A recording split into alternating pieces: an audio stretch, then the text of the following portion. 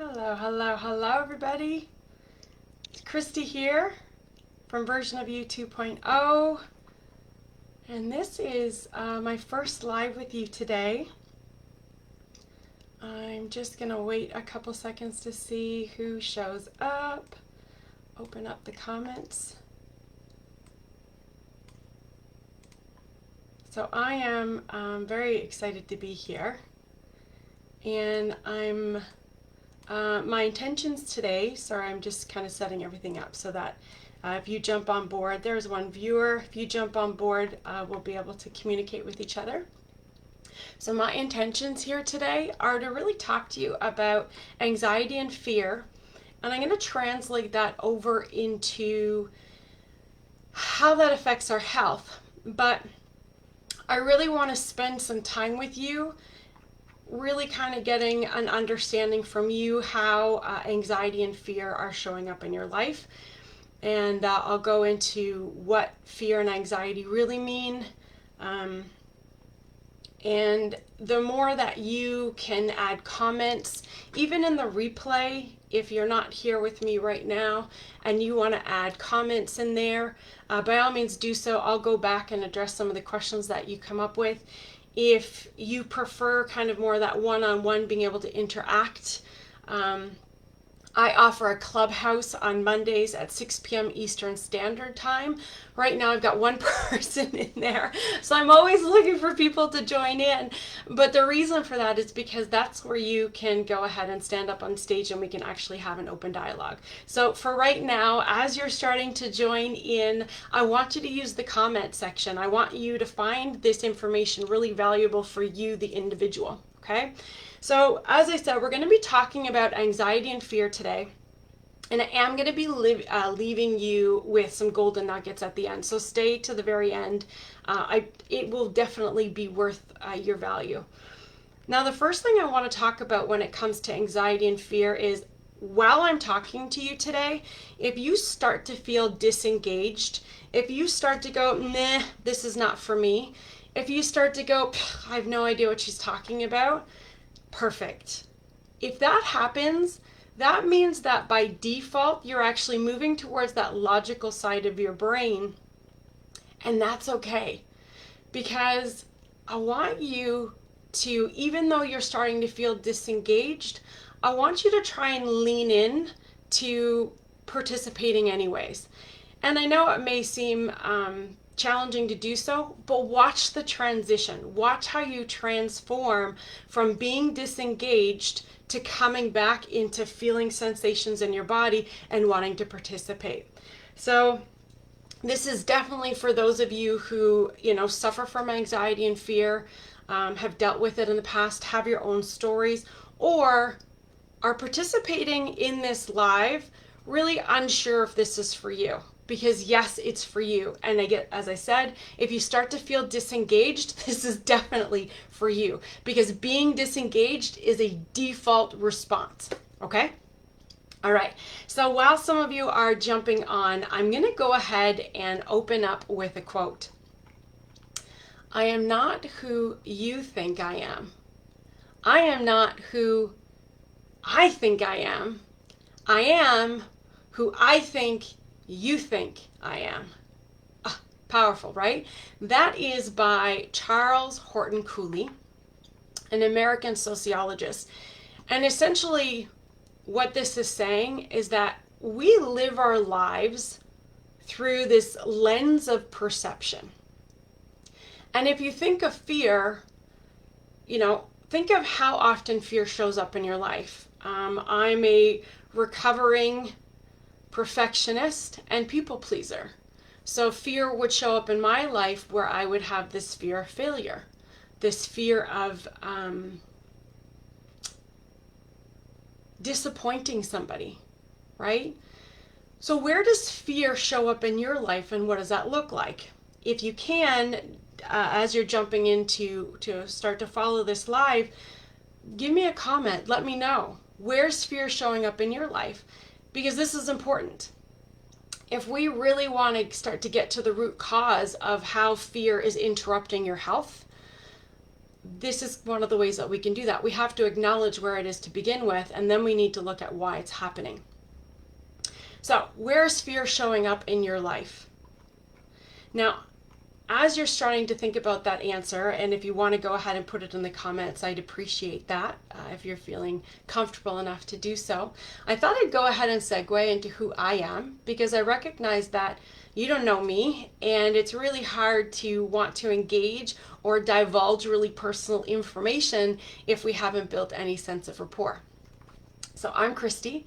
I'm the founder and CEO of Version of You 2.0, and one of the ways in which I serve the community is by helping women overcome the relationship issues with food, their body image, and their self-confidence. And a lot of times it has to do with fear. It has to do with the self-sabotaging behaviors that we create for ourselves in order to avoid addressing the fear. So I have been doing this for about 30 years now, and this whole journey has been a very long and tumultuous journey, simply because, as I said to you at the beginning, I'm a recovering perfectionist and people pleaser. I would go to the ends of the earth to make somebody else happy at the expense of my own health. Can you relate to that at all? I procrastinate. I still do this when I start to feel overwhelmed about a project as a result of wanting to make sure that the end result is perfect. Can you relate to that at all? What are you afraid of? What is your fear? Is it rejection? Is it disappointing others? Is it being different? What does that look like? Thank you, Jennifer. I appreciate that very much. Version of You 2.0. Yes, exactly. That is where we're always looking to go in that transition. So Jennifer, where does fear show up in your life? What does that look like for you? Can you name it? I think a part of the problem here is oftentimes we've got these default behaviors. We get disengaged. We don't want to feel all the feels. And so we never give ourselves permission to go, you know what, right now, I'm procrastinating. I'm going to name it. And as a result of that, I realize that I'm not moving forward with this project because I'm a perfectionist. I have a fear of failure. So you're right. I'm a big time empath. Bleed so much for others, not enough for me. Oh, I feel you, Jennifer. It sounds to me then, and correct me if I'm wrong, that part of what holds you back potentially is all the feels that you kind of take in from everybody else. What happens as a result of these feelings that you have whenever you're kind of taking in everybody else's energy? What's that like for you? Put it in the comments. And anybody else, we're starting to get a couple more viewers. Where is fear showing up in your life? You got to figure that out, okay? Procrastination, fear of failure, fear of disappointment, fear of being judged,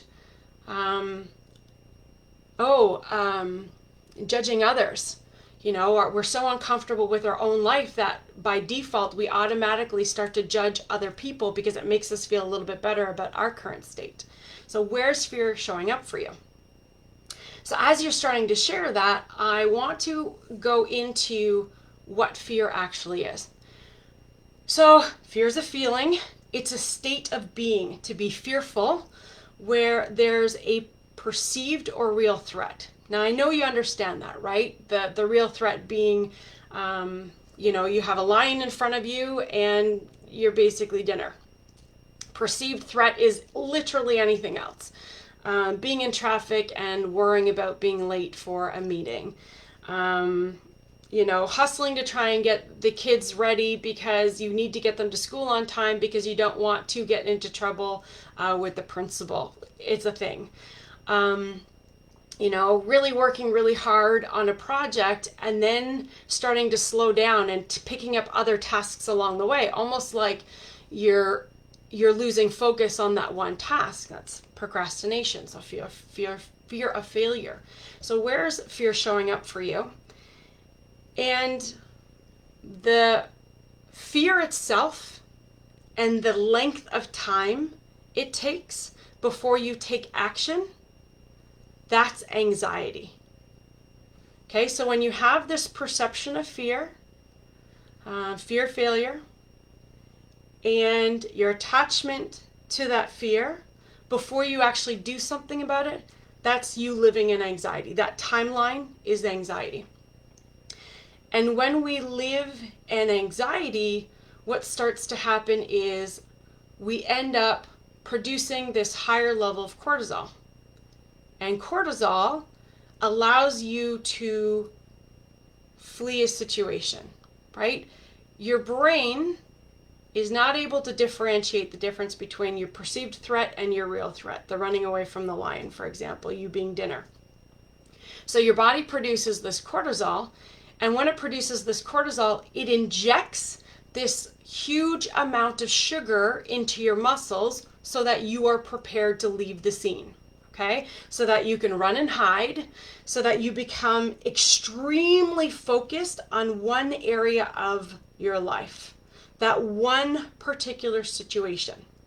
Okay, you become crystal clear that this particular moment is a problem for you. Now, cortisol also inhibits the response of insulin, which is another hormone. And the reason it does that is because you need this injection of sugar in your body. And what insulin does is it actually buffers out the blood sugar, right? It sends it to the liver, it sends it to the muscle cells. And when you still have sugar in the body, it actually goes into the fat cells. And this is why so many of my clients who say that they eat healthy and say that they exercise still have trouble losing weight. And it's because of the fact that they're living in this constant state of stress. Low stress, moderate stress, high stress all produces cortisol. And when we produce these higher amounts of cortisol, we end up with higher blood pressure. We end up with higher cholesterol levels. We end up with higher blood sugar levels. Did you know that 1 out of 2 people walk around with diabetes and don't even know that they have it? That 88 million, 1 out of 3 Canadians, so 88 million Americans, 1 out of 3 Canadians are pre-diabetic. They have these higher blood sugar levels. And in some cases, it's not because we're necessarily eating poorly or we're not exercising. It's because the stress level in our lives, this perception of fear and this anxiety that we live in along this timeline of fear until we take action is very predominant these days. So what can we do about that? Well, one of the things I need you to understand is that anxiety fills this gap between the thought and taking action. So because you now have an understanding about that, we need to figure out how we can leverage this awareness to bring some sense of calmness in your body, so that when you have this calmness in your body, when you can move from this state of foveal view and you can step back and take a larger perspective of what's going on, you have more options. You have more opportunities for clarity so that you can actually take action sooner. So you can imagine a woman who, is a high-performing executive, for instance, who, project manages work, comes home and has to project manage home, prioritizes everybody else, including the pet, above themselves, might struggle with not being able to lose weight. In fact, might struggle with hormone imbalances, might struggle with higher blood pressure, might struggle with anxiety attacks, might struggle with the inability to sleep at night. If this is you, leave me a comment. Do you resonate with me? Whether you're a high-performing executive, you're high-performing. We all have fear of something, and we're working really hard to move away from feeling those feelings. And instead, what I'm asking you to do is become aware of it and then lean into it. So what if you had an opportunity to reframe all those feels of fear and turn fear into a white flag or a green flag instead of a red flag? So for example, we know that when we feel the red flag being waved, we kind of move away. We dissociate ourselves from the sensation. We do that with sex. We do that with alcohol. We do that with food. We do that with shopping. There are a whole bunch of different ways that we avoid dealing with the feelings. But what if instead of waving a red flag, you could wave a white flag or a green flag, where you realized that when you are feeling this anxiousness, you could direct your attention to where the anxiousness is coming from. What is really bothering me? So an example for you, for me, is these days is money. I want to make a lot of money. I'm investing a lot of money in order to be able to make a lot of money. But what's happening is I'm spending a lot of time tossing and turning at night trying to figure out how I can do that.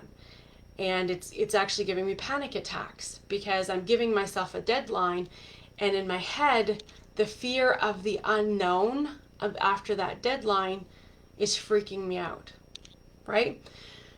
So although I'm having these panic attacks, I understand that I will continue to feel this anxiety until I take action. So if I know what the fear is, which is fear of the unknown, fear of not knowing what's going to happen after this deadline, I need to take action. So create a budget. Come up with a plan B and C, that if I don't meet this deadline, what is it that I can do to ensure that I'm going to have a steady flow of money coming in? Other things that I can do are find different support mechanisms to ensure my success within the deadline. So as long as I lean into the fear, it reduces the anxiety. It doesn't get rid of it entirely because we still need to get to the outcome. But when you start taking action, the outcome comes sooner. Okay? So what if instead of leaning away from the fear, you actually leaned into it? What if you used that emotional state as a beacon of light, where you recognize that every time you're fearful, that's when you actually need to take action rather than avoiding it? So one of the things that I want you to do is, in order to address this moment of being anxious, that's when we start to ruminate. That's when we start to feel the chest tightening. That's when it becomes really difficult to breathe. You're in this state of foveal view, and there's no real ability to move beyond that. So what I want to do with you right now, and leave a comment if this is interesting for you, is I want to take you through 2 experiences that you can use when you're in a state of anxiety to help you to step back and realign your focus so that you can actually see from a broader perspective. Because as I said to you, when you can see from a broader perspective, things become more clear. There are more opportunities for you to look at different solutions other than that one solution that's come to you. And you're in a better frame of mind to be able to lean into that fear, to actually take the action. So let's shorten that gap of time. So again, for those of you who are just joining in, fear starts at the beginning of a timeline. It is your perception of the unknown. And if you understand what the unknown is, all it is your inability to take control of something. Okay? So we are all afraid of the unknown. And the unknown is your inability to control something. Okay, so there's like 5 one-on-one coaching sessions right there. Okay, the timeline is your anxiety. The outcome is when you make a decision. Okay, you take action.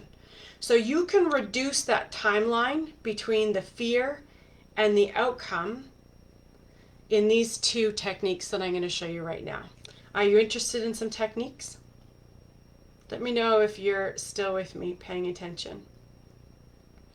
If you are, I'm also willing to DM you. I've got a nice little golden nugget for you if you would like to have that golden nugget. So let me know if you want these 2 neurolinguistic programming techniques.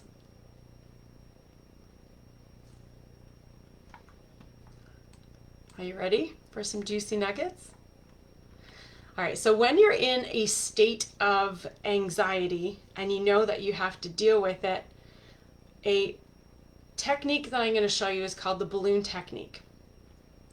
And this actually allows you to let go of the emotions that essentially you've been stuffing down, okay? When you allow these emotions to surface and actually flow through your body, you start to release the traumas that they've created inside your body. Eckhart Tolle calls these pain bodies, okay, when you've got trauma in the body. And the intensity of the anxiety that you're experiencing starts to dial down. So here's how the balloon technique goes. And if you can, I want you to do it with me right now, okay? It's really great if you can experience this. So we've got a couple more viewers. Think of a fear that you have. If you can, put yourself in a mild state of anxiety. Mild state, okay? It's a Saturday morning at 9 o'clock, if this is you. Close your eyes. In this mild state of anxiety, we don't need to up-level this. I want you to think of all the thoughts, feelings, and pictures of what scares you most about the potential unknowns of the fear that you have. So think of all the thoughts, feelings, and pictures of what scares you the most.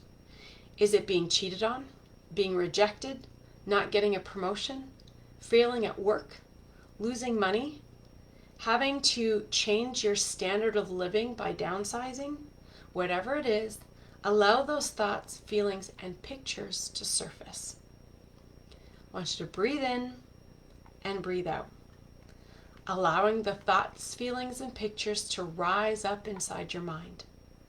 Feel how they move up from the part of you that was holding all that despair, tension, and apprehension. From those parts of you that were feeling constricted, tight, and sore. As you continue to breathe, allow your mind to simply capture these thoughts, feelings, and pictures just for another moment. Nothing will happen to your mind as it's just acting as a temporary container until it is completely full. Really give yourself permission to explore all the thoughts, feelings, and pictures that are surfacing right now and allow them to flow up in your mind. You are safe.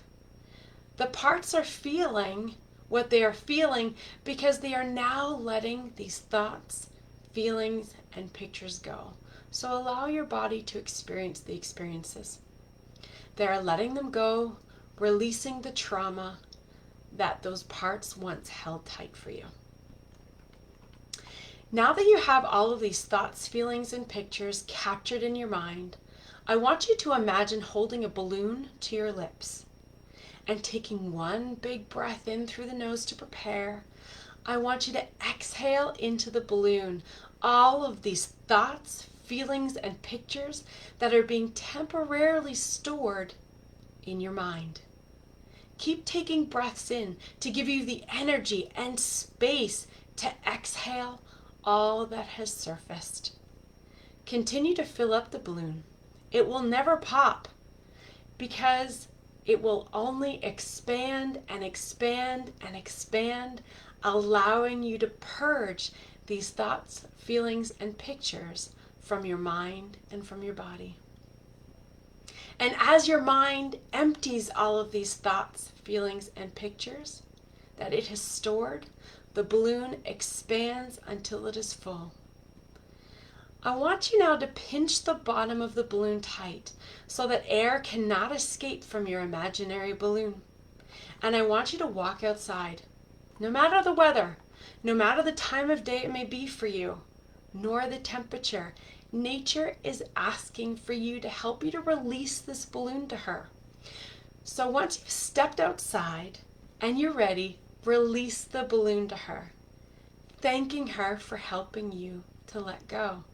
Take in the air that is around you now that you've released this balloon, and notice how your body feels different. So if this balloon technique is not your cup of tea, because you've got balloon phobias, which are real issues, or allergies to latex, I've got one more technique. In this letting go technique, I want you to consider the worst case scenario. So this is all about, oftentimes, this shows up in my clients when they want to leave their spouse, and I'm running out of time, so I'm going to do this one a little bit quicker. So I will go through this worst case scenario with them. So worst case scenario, you're leaving your husband. What does that look like? Well, my kids are going to hate me. I don't have enough money to support myself and my kids. My spouse is going to hate me, or my ex-spouse is going to hate me, or I'm going to lose all of my friends. I'm going to feel judged, and they're not going to understand what really happened. So then the next question is, okay, well, now that you have these worst case scenarios, let's work through them one by one. What would we need to do to come up with a game plan on how you would deal with each of these scenarios? So you would take the kids hating me. Okay, so if I was working with you, what would be your game plan to address the worst case scenario of your kids hating me? So then we'd work through a game plan. We'd come up with strategies. Then we do that for the next one. Not having enough money to support myself and the kids. Okay, what would that look like for you? And what would be a game plan that you and I could put together to address that situation? And by working through those worst case scenarios, what you're actually doing is you're putting control back to that person, to yourself, right? You're giving yourself back the control. So worst case scenario and the balloon technique are two techniques that you can use to help to decrease the timeline where you have to live in anxiety.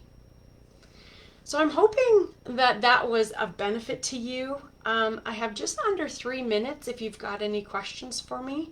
I'm not sure who's still on here at this point in time, but if you've got questions, I'm happy to answer them for you if you want to leave a comment.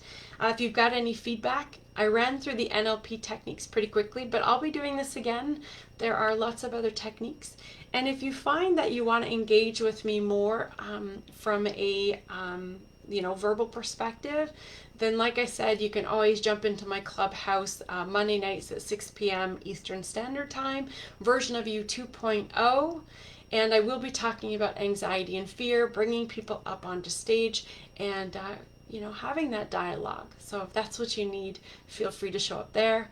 And I'll also put other ways that you can contact me as well. So if you don't have any questions, I will go ahead and wrap this up by saying thank you very much for being here. If you're in the replay, go ahead and type in the word replay, and I'm really, really happy to go ahead and DM you and offer you a special little gift to show you my appreciation for having watched this. I'm always interested in your feedback, how I can show up and serve you, how fear is showing up in your life, and what I can do to support that. Okay, so as I end this, I will end it the way I end all of my lives. Here is to showing up for you. Thank you very much. I appreciate your time today.